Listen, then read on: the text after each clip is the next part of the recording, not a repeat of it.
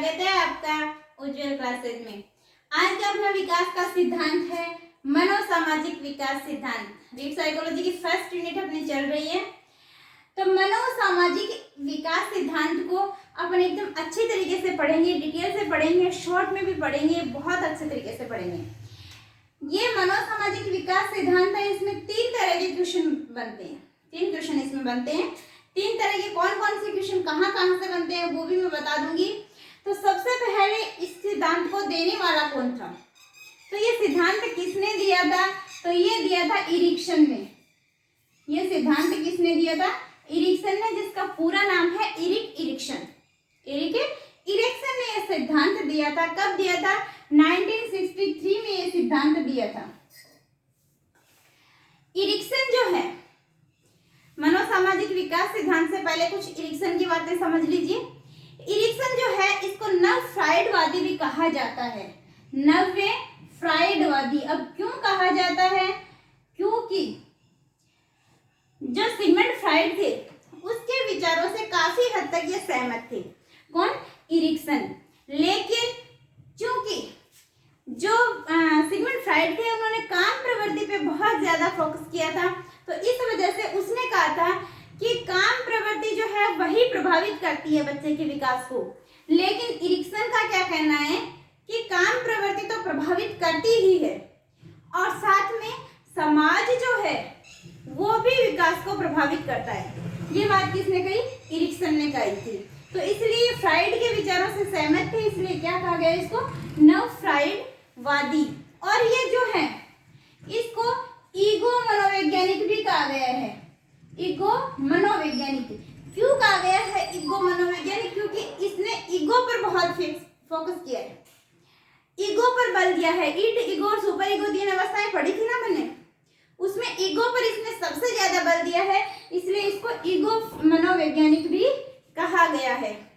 क्योंकि इसको ईगो मनोवैज्ञानिक कहा गया है और इसने सिद्धांत दिया था मनोसामाजिक विकास सिद्धांत। और ईगो को क्या बोलते हैं? अहम। तो इस सिद्धांत को एक और नाम से भी जाना जाता है और वो नाम है मनो अहम सामाजिक विकास सिद्धांत। मनो अहम सामाजिक विकास सिद्धांत के नाम से भी इस सिद्धांत को जाना जाता है। और जो इरिक्सन है, इसने एक बुक लिखी थी, childhood and society. Childhood and society. और इस बुक में इसने जीवन की पूरी अवस्थाओं का जिक्र किया है और पूरे जीवन को इसने 8 अवस्थाओं में विभाजित किया है। कौन सी बुक में? चाइल्डहुड एंड सोसाइटी में। चाइल्डहुड एंड सोसाइटी, इसमें 8 अवस्थाओं का जिक्र किया है इसने। और वो 8 अवस्थाओं का जिक्र किया है, इसीलिए मनोसामाजिक जो सिद्धांत है इसका एक और नाम निकल के आता है। कौन सा? जीवन अवधि सिद्धांत। जीवन अवधि सिद्धांत। क्योंकि इसने छोटी छोटी अवधियों में बांट दिया है, पूरे लाइफ को छोटी छोटी अवधियों में बांट दिया, इसलिए इसको क्या कहा गया? जीवन अवधि सिद्धांत। और इसने किसका एक नाम का एक शब्द आता है? कर्मकांड। कर्मकांड शब्द का जिक्र किसने किया है? तो वो किया है सिगमंड फ्राइड ने। अब ये कर्मकांड होता क्या है? जो वयस्क लोग हैं उनकी जो है अनुसरण करना ही क्या है? कर्मकांड है। उनके अनुसरण करने को ही क्या कहा है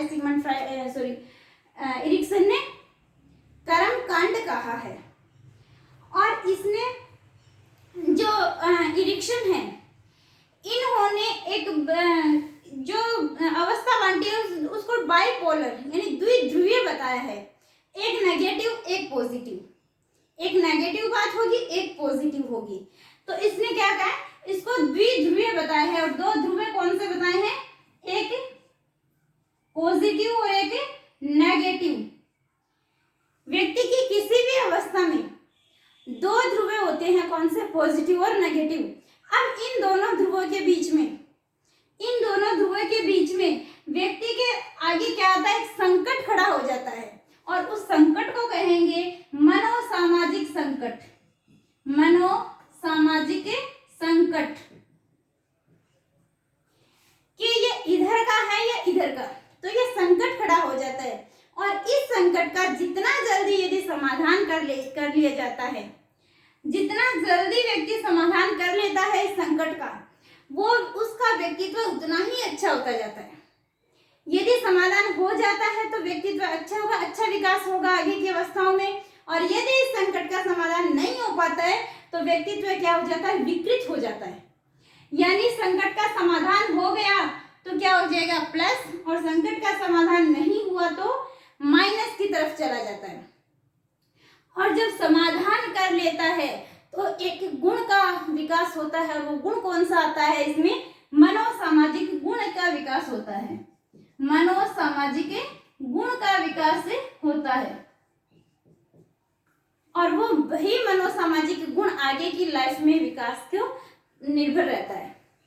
तो ये कुछ था किसके बारे में, इरिक्सन के बारे में। एक क्वेश्चन यहाँ से पूछा जाता है, या तो ये पूछा जाता है कि मनोसामाजिक विकास सिद्धांत किसने दिया, तो इरिक्सन ने दिया। कब दिया, 1963 में। कभी नहीं पूछा गया, डेट नहीं पूछी जाती। और नव्य फ्राइडवादी कौन है, इरिक्सन है। ईगो पर बल किसने दिया, एरिक्सन ने दिया। इरिक्सन या एरिक्सन दोनों एक ही है। और ईगो पर बल दिया, इसलिए इस सिद्धांत को मनोअहम सामाजिक विकास सिद्धांत भी कहते हैं। जीवन अवधि सिद्धांत कौन सा सिद्धांत को कहते हैं, तो मनोसामाजिक विकास सिद्धांत को कहते हैं। इसने कर्मकांड शब्द का यूज किसने किया, इरिक्सन ने किया। इसने बाइपोलर बताई है व्यक्तित्व, और इसके बीच में क्या खड़ा हो जाता है, एक संकट खड़ा हो जाता है, मनोसामाजिक संकट। इसलिए इस सिद्धांत को मनोसामाजिक संकट विकास सिद्धांत भी कहते हैं। और यदि संकट का समाधान कर लेता है तो उसका व्यक्तित्व अच्छा होगा, और यदि इस संकट का समाधान नहीं हो पाता तो इसका व्यक्तित्व विकृत हो जाता है। और ये मनोसामाजिक यदि समाधान हो जाता है तो एक मनोसामाजिक गुण का विकास होता है, वो अलग अलग अवस्थाओं में अलग अलग होता है। और इसने 8 अवस्थाओं का जिक्र किया है। तो एक क्वेश्चन तो आता है यहाँ से। अब दूसरा क्वेश्चन देखिए कहाँ से बनता है। दूसरा क्वेश्चन जो 8 अवस्थाएं इसने बताई है, इन 8 अवस्थाओं से में ही किसी का नाम दे दिया जाता है और अवधि पूछ ली जाती है, या फिर अवधि दे दी जाती है और नाम पूछ लिया जाता है। तो ये जो अवस्था का नाम या अवधि, दूसरा क्वेश्चन बनता है इसमें से। और तीसरा क्वेश्चन जो बनता है वो ये बनता है कि ये जो अवस्था है, जैसे कई बार पूछा जा चुका है, पहचान बनाम भूमिका संभ्रांति या भूमिका द्वंद्व कौन सी अवस्था से संबंधित है, किशोरावस्था, बाल्यावस्था, शैशवावस्था या वयस्कावस्था। तो इनसे संबंधित अवस्था पूछ ली जाती है। ये 3 टाइप के क्वेश्चन इसमें बनते हैं। तो पहला क्वेश्चन अपना कंप्लीट हो गया है। आई होप आपको ये समझ में आ गया होगा। अब चलते हैं दूसरे क्वेश्चन की ओर। और दूसरा क्वेश्चन क्या है, अवधि। तो सबसे पहले इसकी अवधि देखिए। अवधि में सबसे पहला है 0 से 1 वर्ष या 1.5 वर्ष। आपको 1 वर्ष भी मिल सकता है, 1.5 वर्ष भी मिल सकता है, 2 वर्ष भी मिलता है, कहीं कंफ्यूज होने की जरूरत नहीं है। यदि 0 से 1 वर्ष या 1.5 वर्ष है तो इस अवस्था में पहले देखिए एक बार, 0 से 1 या 1.5 वर्ष, 1.5 से 3 वर्ष, 3 से 5, 5 से 12 और 12 से 15। क्या इन 5 अवस्थाओं में कुछ याद आ रहा है? इनका काल देखिए, 0 से 1.5, 1.5 से 3, 3 से 5, 5 से 12, 12 से 18। ये वही सेम है जो मनोलैंगिक विकास सिद्धांत की अवस्थाएं थी, जिसमें अलग अलग कामुकता क्षेत्र बताए थे सिगमंड फ्राइड ने। तो ये वही सेम है। तो यहाँ तक तो सिगमंड फ्राइड से प्रभावित है तो उनकी ही अवस्थाएं हैं, और आगे इसने कुछ अवस्थाएं और पूरे जीवन का जिक्र किया है, तभी तो इसको जीवन अवधि सिद्धांत का है। तो आगे इसकी अवस्थाएं अलग हैं। तो देखिए पहली है 0 से 1 या 1.5 वर्ष, और इसका नाम क्या है, विश्वास बनाम अविश्वास। विश्वास बनाम अविश्वास, यानी इसका मतलब क्या है विश्वास बनाम अविश्वास का, कि छोटा सा बच्चा होता है। अब छोटे से बच्चे को यदि माता पिता अच्छे से प्यार करते हैं, उसके मतलब जो भी भावना है उसको समझते हैं, यदि वो रूठ गया उसको मनाते हैं, तो उसका क्या हो जाता पिता के प्रति विश्वास हो जाता है। और यदि उसको रोते हुए छोड़ देते हैं, उसे मतलब अवॉइड कर देते हैं, उसको कुछ भी करने मतलब उस पर पाबंदियां रहती है, उसे प्रॉपर प्यार नहीं मिल पाता है बच्चे को, तो उसमें कौन सी भावना जागृत हो जाती है? अविश्वास की भावना जागृत हो जाती है। यदि विश्वास की भावना जागृत होगी तो उसका आगे का व्यक्तित्व अच्छा होगा, यानी प्लस की तरफ जाएगा। और यदि उसमें अविश्वास पैदा हो जाएगा तो उसकी भावना क्या हो जाएगी? माइनस की तरफ जाएगा। अब इस टाइम पे मान लीजिए बच्चे में विश्वास और अविश्वास दोनों के बीच में, दोनों की कड़ी में जुड़ा हुआ है कि कभी विश्वास कभी अविश्वास, तो ये इसके सामने क्या आ गया है? एक मनोसामाजिक संकट खड़ा हो गया है। अब इस मनोसामाजिक संकट का यदि वो समाधान कर लेता है तो कौन सा मनोसामाजिक गुण विकसित होता है? वो मनोसामाजिक गुण कौन सा होता है? इस अवस्था में आशा यानी आशावादी हो जाता है। बच्चा जो है जिंदगी में कुछ कर सकता है, उसको विश्वास हो जाता है। तो इसी अवस्था में यदि विश्वास होगा, यदि उसको अच्छे से, इस अवस्था में देखिए 3 अवस्थाएं जो है, ये माता पिता जो पेरेंट्स है उन पे डिपेंडेंट रहता है बच्चा, तो उनके लिए ज्यादा इंपॉर्टेंट है। फिर देखिए, और ये कौन सी अवस्था से संबंधित है? यस, ये कौन सी अवस्था से संबंधित है? ये क्वेश्चन भी तीसरा अपना जो क्वेश्चन है वो यही होता है। और ये कौन सी अवस्था से है? शैशवावस्था से संबंधित। फिर नेक्स्ट है 1.5 से 3 वर्ष, और इस अवस्था का नाम है स्वतंत्रता बनाम संदेह या स्वायत्तता बनाम लज्जा। स्वतंत्रता बनाम संदेह यानी बच्चा स्वतंत्र होता है, वो हर काम करना चाहता है, अपनी मर्जी से स्वतंत्रता पूर्वक करना चाहता है। वो कहता है कि मैं नहा लूंगा, मैं अपने आप ही कपड़े पहन लूंगा, मैं अपने आप मेरी हेयर स्टाइल बनाऊंगा, मैं अपने आप कर लूंगा ये काम। और यदि वो अपने आप करने की कोशिश करता है और यदि उसे करने दिया जाता है तो किधर जाएगा? पॉजिटिव की ओर। किधर जाएगा? पॉजिटिव की ओर। लेकिन कोई बच्चा कहता है कि मम्मा मैं अपने आप नहा लूंगा, अपने आप कपड़े पहन लूंगा, मैं अपने आप खाना खा लूंगा, लेकिन उसको डांट दिया जाता है कि नहीं कुछ नहीं होगा तेरे से, मैं अपने आप कर दूंगा, नहीं करना तुम्हें ये काम, तुम्हें कोई जरूरत नहीं है, तेरे से नहीं होगा ये। यदि इस प्रकार से उसको कह दिया जाता है तो क्या हो जाता है? उस बच्चे में एक हीन भावना यानी उसकी जो इच्छा शक्ति यानी उसमें ऐसा हो जाता है जीवन में कि मैं कुछ नहीं कर सकता, मेरे से नहीं हो सकता, यानी उसको खुद पर डाउट होने लग जाता है, संदेह होने लग जाता है कि शायद मैं कर नहीं सकता, शायद मेरे से नहीं होगा। और यही डाउट उसको पूरी लाइफ में रहता है कि मैं शायद नहीं कर सकता, इसीलिए तो मुझे मना कर रहे हैं कि नहीं तेरे से नहीं होगा ये। तो इसीलिए यहाँ पे क्या हो जाता है? डाउट पैदा हो जाता है, संदेह पैदा हो जाता है। तो स्वतंत्रता बनाम संदेह यानी स्वतंत्र रूप से बच्चा कार्य कर रहा है तो उसे मोटिवेट कीजिए, उसे कहिए कि बहुत अच्छा। तो उस टाइम पे तो क्या होगा? यदि स्वतंत्र रूप से कर रहा है और यदि उसे मोटिवेट कर रहे हैं तब तो क्या होगा? प्लस की तरफ जाएगा। और यदि उसे डाउट पैदा हो गया तो माइनस की तरफ जाएगा। और इससे एक इसका जब समाधान कर लेगा तो मनोसामाजिक गुण का विकास होता है। वो मनोसामाजिक गुण कौन सा होता है? इच्छा शक्ति। और ये जो अवस्था है ये शैशवावस्था से ही संबंधित है, क्योंकि ये 1.5 से 3 वर्ष है। या शैशवावस्था यदि ना हो, ऑप्शन में हो प्री बाल्यावस्था, प्री बाल्यावस्था, तो ये भी सही है। तीसरी है 3 से 5 वर्ष। 3 से 5 वर्ष है आत्मबल बनाम अपराध या फिर पहल बनाम दोष।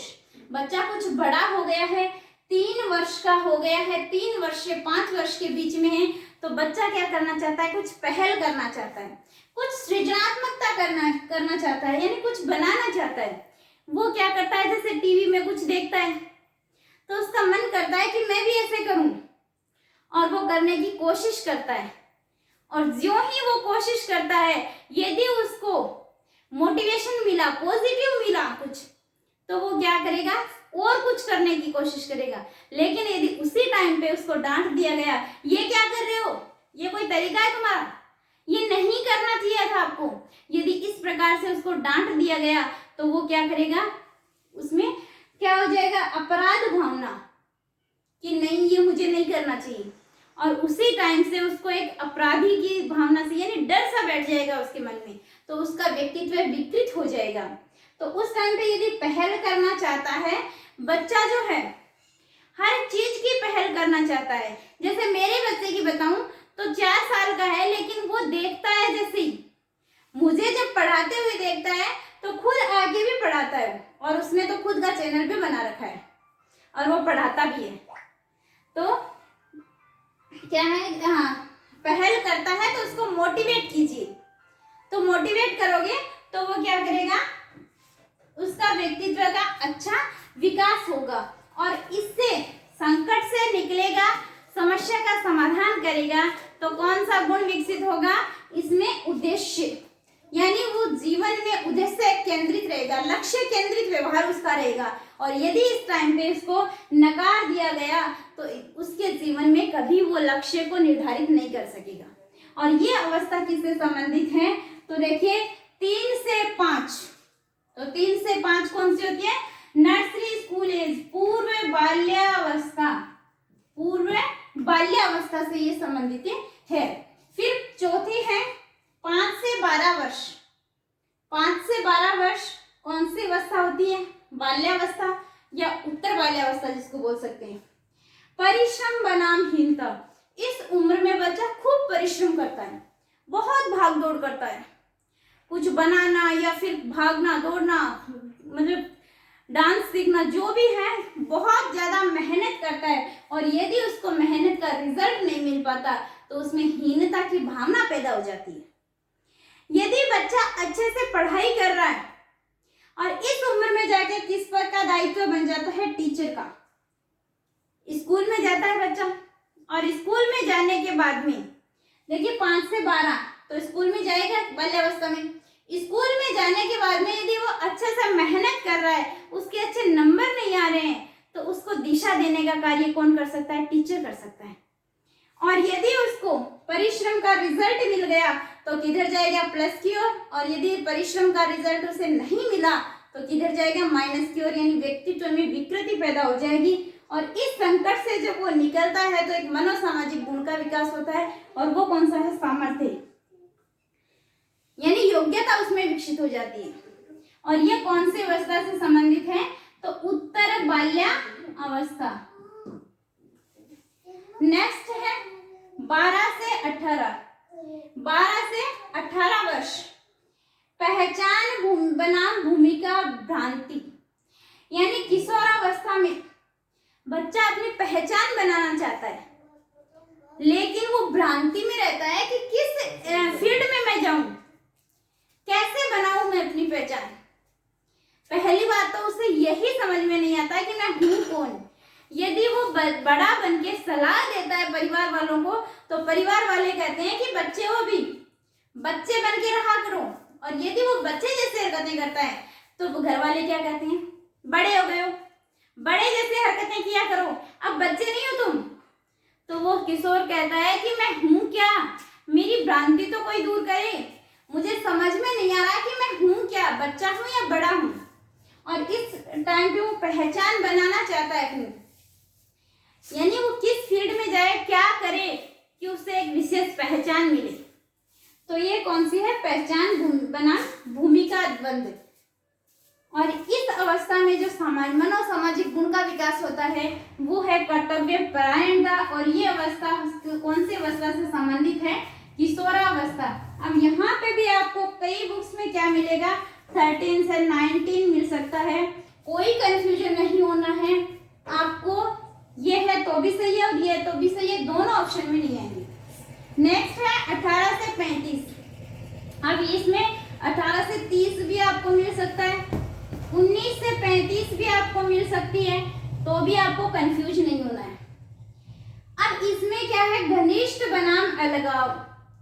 अब देखिए 18 से 35 तो इस उम्र में लगभग शादी हो जाती है, 18 वर्ष की उम्र में, 20 वर्ष की उम्र में हो जाती है, 25 वर्ष की उम्र में, चलो 30 वर्ष की उम्र में, 32, 33, 35 वर्ष की उम्र में तो हो ही जाएगी। और यदि 35 वर्ष की उम्र में भी नहीं हुई तो भूल जाना, कि शादी होगी कभी।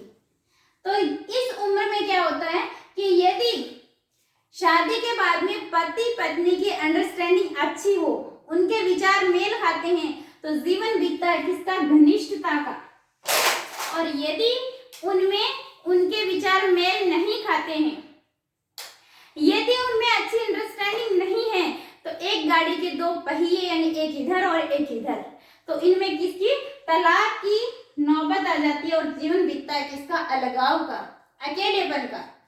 शादी तो वो है, दो तारे हैं जो मिलते हैं आपस में, यदि अच्छे से अंडरस्टैंडिंग अच्छी है तब तो दोनों चमक उठते हैं, और यदि अंडरस्टैंडिंग अच्छी नहीं है तो ब्राह्मण। फिर यदि घनिष्ठता बनाम अलगाव, यानी जीवन बीतता है घनिष्ठता का या फिर अलगाव का। और इस टाइम पे जो मनोसामाजिक गुण है उसका विकास होता है। कौन सा? प्यार। कौन सा? प्यार। और ये कौन सी अवस्था से संबंधित है? तो ये है पूर्व वयस्कावस्था, पूर्व वयस्कावस्था या फिर पूर्व प्रौढ़ावस्था जिसको बोल सकते हैं। नेक्स्ट है 35 से 55। ये 35 से 55 भी मिल सकता है, 35 से 65 भी मिल सकता है, 30 से 60 भी आपको मिल सकता है। कंफ्यूज नहीं होना है, अवस्था यही रहेगी। उत्पादकता बनाम निष्क्रियता या फिर जननात्मकता बनाम स्थिरता। इस अवस्था में क्या है कि शादी हो गई, बच्चे हो गए, क्योंकि 35 वर्ष के बाद में बच्चे हो गए, उसके बाद में क्या है? उत्पादकता। व्यक्ति कुछ उत्पादन करना चाहता है अपने बच्चों के लिए, कुछ वो करना चाहता है, एक्टिव रहता है और कुछ उत्पादन कर लेता है। और कई जो है जिनकी शादी हुई थी लेकिन जिन्होंने जीवन बिताया अलगाव का, उनमें क्या रहती है? निष्क्रियता रहती है। वो निष्क्रिय रहते हैं कि क्या करना है, कुछ उत्पादन करके, किसके लिए करूं, अकेले है जिंदगी कट जाएगी। तो इस वजह से उत्पादकता बनाम निष्क्रियता, ये कौन सी अवस्था है? 33 से 55। और इस अवस्था में जो मनोसामाजिक गुण का विकास होता है वो है देखभाल, यानी देखभाल की उसमें गुण विकसित हो जाता है। बच्चों की अच्छे से देखभाल करता है, अपना जो उत्पादन किया है उसकी अच्छे से देखभाल करता है। और इस अवस्था कौन सी अवस्था से संबंधित है ये? तो ये है मध्य वयस्कावस्था, मध्य वयस्कावस्था से संबंधित है। नेक्स्ट और लास्ट है 55 वर्ष के बाद या फिर 65 वर्ष के बाद भी आपको मिल सकता है। तो 55 वर्ष के बाद में है संपूर्णता या ईमानदारी बनाम निराशा या हताशा। देखिए, घनिष्ठता का जीवन बिताया तो उसने कुछ उत्पादन किया, और उत्पादन किया, यहाँ पे दो थे, उत्पादन किया, बच्चे हो गए, उसके बाद में एटलीस्ट 55 के बाद में या 65 के बाद में कौन रह गए? दो रह गए। कौन रह गए? दो रह गए, डोकरा और डोकरी। तो इसमें ये सोचते हैं बैठ के, यदि इसने घनिष्ठता का संबंध जीवन बिताया है, यदि इसने कुछ उत्पादन किया है, तब तो सोचेंगे कि बहुत संपूर्णता की फीलिंग आएगी कि हमने बहुत अच्छा जीवन बिताया है और ईमानदारी से हमने सब कुछ किया है, अच्छी फीलिंग के साथ बैठे रहेंगे।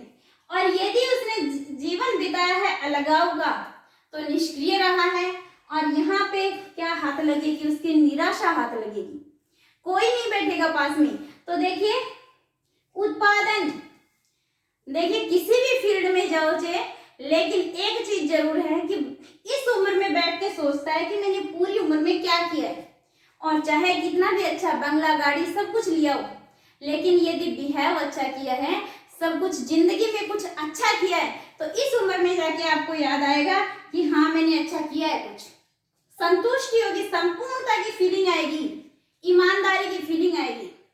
और यदि पैसे कमाए लेकिन किसी का दिल दुखा के कमाए हैं, तो इस उम्र में जाके सोचोगे कि हाँ मैंने कुछ गलत किया है, यानी निराशा या हताशा हाथ लगेगी। तो इस टाइम में और इसी टाइम पर यही वह टाइम है जहाँ पे पति पत्नी को एक दूसरे की वैल्यू समझ में आती है, यहाँ पे समझ में नहीं आती है। तो इसके बाद में और इससे मनोसामाजिक गुण जो है कौन सा गुण विकसित होता है?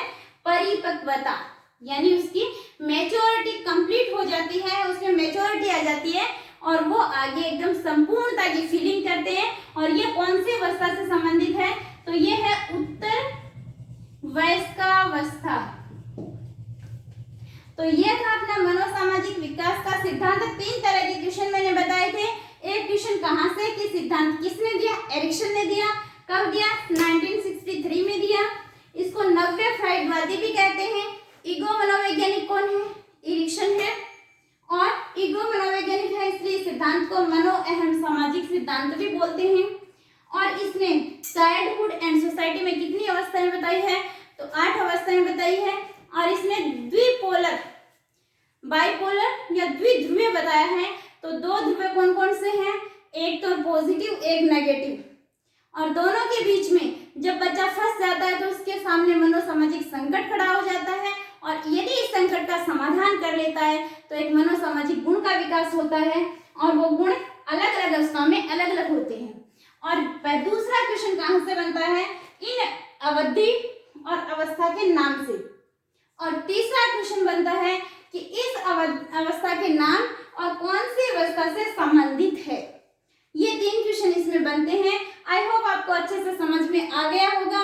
यदि अच्छा लगा है तो लाइक कीजिएगा और कमेंट करके बताना कैसा लगा है। और यदि इस चैनल पे नए हो तो चैनल को सब्सक्राइब कर लीजिएगा। थैंक यू फ्रेंड्स, मिलते हैं नेक्स्ट वीडियो में।